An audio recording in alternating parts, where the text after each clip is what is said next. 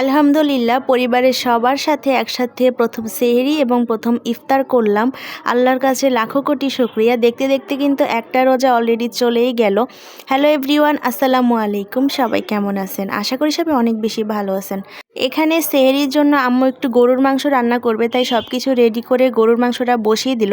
আর একদমই গ্যাস ছিল না, তাই জন্য এই তো কেটলিতে পানি গরম করে এখন ভাত উঠাই দিব। আসলে গ্যাসের যে এত সমস্যা করতেছে আমাদের ইদানিং, কি যে বলবো।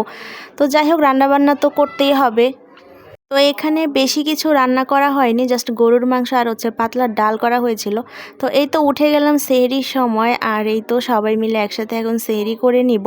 আসলে তেমন কোনো ক্লিপ এখানে আর অ্যাড করতে ইচ্ছে করলো না, তাই আর নেওয়াও হয়নি। তো ফাইনালি চলে আসলো রোজার দিন। তো সকালবেলা ঘুম থেকে উঠেই দেখে আমার চোখে কি যেন একটা উঠছে আর ব্যথাও করতেছিল।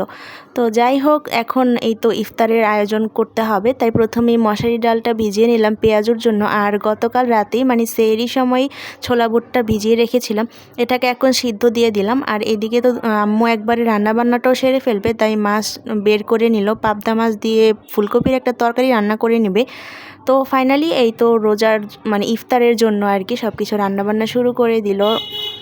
আসলে রোজার মাসের না এটাই একটা মজা, সবাই মিলে একসাথে মানে ইফতার বানানো, একটা এক্সট্রা একটা প্রিপারেশন নেওয়া, এই জিনিসগুলো না আমার খুবই ভালো লাগে। আপনাদের কার কার ভালো লাগে সেটাও কিন্তু আমাকে অবশ্যই কমেন্ট করে জানাবেন। তো আম্মু এখানে সব কিছুই রেডি করে নিল, আর অফ ক্যামেরায় কিন্তু আমিও আম্মুকে অনেকটা হেল্প করেছিলাম।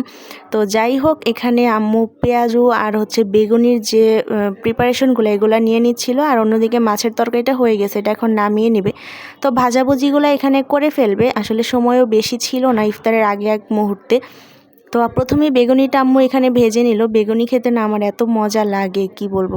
এই ভাজাভুজিগুলো না প্রত্যেকটাই আমার ফেভারিট। তো যাই হোক, রোজা রেখে এই ভাজাভুজিগুলো একটু কম খাওয়াই স্বাস্থ্যের জন্য ভালো।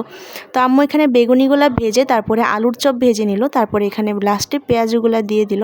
তো সবগুলাই ভাজাভুজি আমাদের এখানে অলরেডি কমপ্লিট। আর ভাজাভুজিগুলো শেষ করে এখন শরবত বানানোর সেকশনে চলে যাব। তো এখানে প্রথমে আখের গুড়ের একটা শরবত, আমরা এটা আখের গুড়, চিয়া সিড, ভুসি সব কিছু দিয়ে আম্মু এটা বানায়।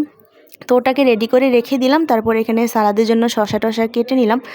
আর এই তো আসরের নামাজ পড়ে তারপরে সব ইফতার রেডি করতে চলে আসলাম। বাইরে থেকেও কিছু ইফতার নিয়ে আসা হয়েছিল, জিলিপি, তারপর কাবাব।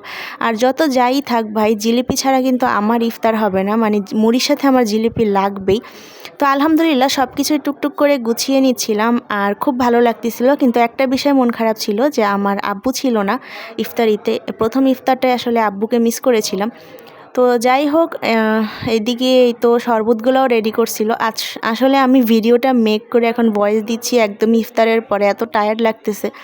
তো এখানে এই তো এইসবগুলোর ভুসিটাও রেডি করে ফেললো, আর ফাইনালি আজান দিয়ে দিল, এখানে ইফতার শুরু করে ফেললাম। তো আলহামদুলিল্লাহ প্রথম ইফতারটা খুব ভালো গেল পরিবারের সাথে। তো ভিডিওটা আজকে এখানেই শেষ করছি। সবাই ভালো থাকবেন আর পেজটা ফলো দিয়ে দিবেন। আল্লাহ হাফিজ।